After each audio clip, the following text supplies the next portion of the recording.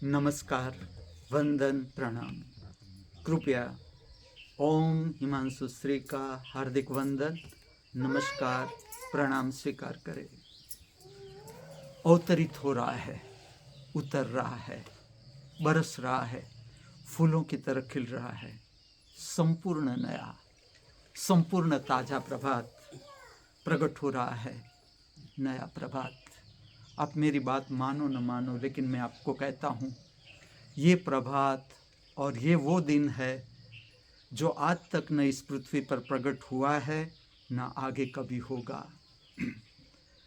आज का दिन भाई बीज का पर्व कहते हैं। भाई और बहन के प्रेम को अभिव्यक्त करने वाला पर्व।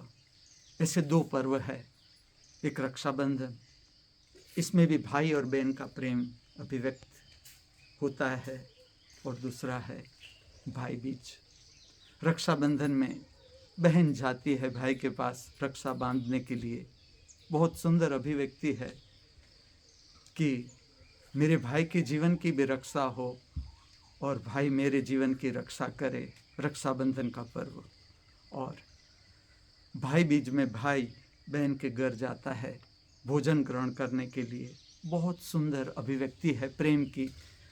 भाई और बहन ये दोनों एक ही माँ से प्रकट होते हैं, एक ही माँ की कोख से प्रकट होती है स्त्री चेतना और पुरुष चेतना, और दोनों के बीच का संबंध है वो सनातन धर्म में भाई बहन का संबंध इसे माना जाता है। अब मैं आपका ध्यान ले जा रहा हूँ जगन्नाथ की मूर्ति की ओर। जगन्नाथ की मूर्ति आप देखोगे, जगन्नाथ जो नाम है सिंगुलर है, एक वचन।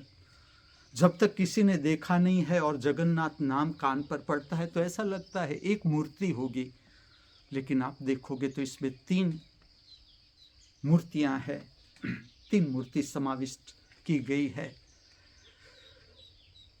कृष्ण की मूर्ति है, बलराम की मूर्ति है, और दोनों के बीच सुभद्रा की मूर्ति है।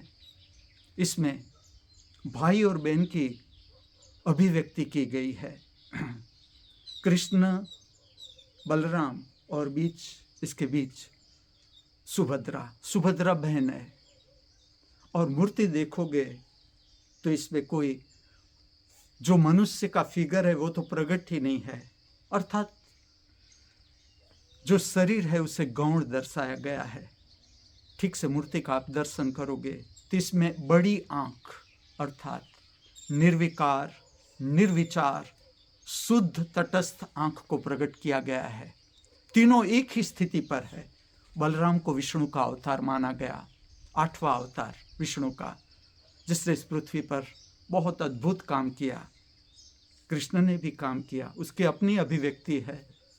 बलराम ने भी काम किया, वो भी अवतार है। और तीनों की अवस्था एक ही। सुभद्रा भी वहाँ ही, बहन भी वहाँ ही, जहाँ भाई की स्थिति है वहाँ सुभद्रा भी। तीनों की अवस्था एक ही, तीनों चेतना के उसी तल पर, उसी शिखर पर तीनों चेतना। जो बलराम है उसने जब वो पृथ्वी पर अवतरित हुए तब जो मनुष्य की समझ थी वो इतनी गहरी न थी।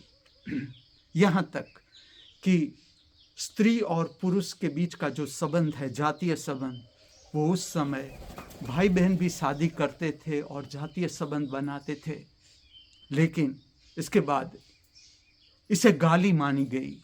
स्त्री और पुरुष के बीच का संबंध, अगर भाई बहन का संबंध है, जातीय संबंध या शारीरिक संबंध, उसे गाली मानी गई। ये मनुष्य को जगाने का उस समय का प्रयत्न है। और ये समझ दी बलराम ने कि ये ठीक नहीं है। एक ही कोख से जब स्त्री जन्म लेती है और पुरुष जन्म लेता है, उसके बीच का शारीरिक संबंध योग्य नहीं, वैज्ञानिक नहीं। और धीरे धीरे ये बात स्थापित हो गई। और ठीक से देखा जाए तो ये दोनों पर्व है, भाई बहन के प्रेम की अभिव्यक्ति के दोनों प्रेम है, प्रेम की जो अभिव्यक्ति है उसके दोनों पर्व है। उस पर्व में बलराम का हाथ है, उसका मार्गदर्शन है। और ये दोनों ऐसे पर्व है, बहन भी अपने घर चली जाती है, वो भी व्यस्त हो जाती है अपने संसार में, भाई भी अपने संसार में व्यस्त हो जाता है, लेकिन ये दोनों पर्व फिर से उन लोगों को जगाते हैं, उसे याद दिलाते हैं कि हम एक ही माँ से प्रकट हुए हैं। तो दोनों के बीच का जो प्रेम है उसको अभिव्यक्त करने वाला ये पर्व, अद्भुत पर्व। ये बात मैं आपसे इसलिए कह रहा हूँ कि धर्म की जो भी छोटी छोटी बातें हैं वो समझ बढ़ाने के लिए है। किस तरह से हमारी समझ धर्म में गहरी हो, जीवन में गहरी हो, ये मेरा उद्देश्य है। आज का ये दिन परमात्मा की महामूल्य भेंट मैं आपको स्मरण दिला दूं। बिना कहे, बिना मांगे, बेशर्त फिर से हमारे हाथों में आज तक जो भी छोटी बड़ी भूल हम करते आए हैं या हमसे हो जाती है या हो गई है, उसको सुधारने का, संवारने का फिर से एक स्वर्णिम अवसर हमारे हाथों में, जो किसी भी तरह से अब हमें खोना नहीं है। ठीक से स्मरण रखें, आज का ये पवित्र स्वर्णिम सुगंधित दिन हमारे जीवन में कभी भी वापस नहीं लौटेगा। इसलिए आज का ये पवित्र स्वर्णिम सुगंधित दिन हम सब पूर्णता के साथ, समग्रता के साथ, हृदय में आनंद, उल्लास, प्रेम, मस्ती, मित्रतापूर्ण भाव लिए जी सके, ऐसी प्रातःकाल की हमारी सबकी हार्दिक भावना, हार्दिक प्रार्थना।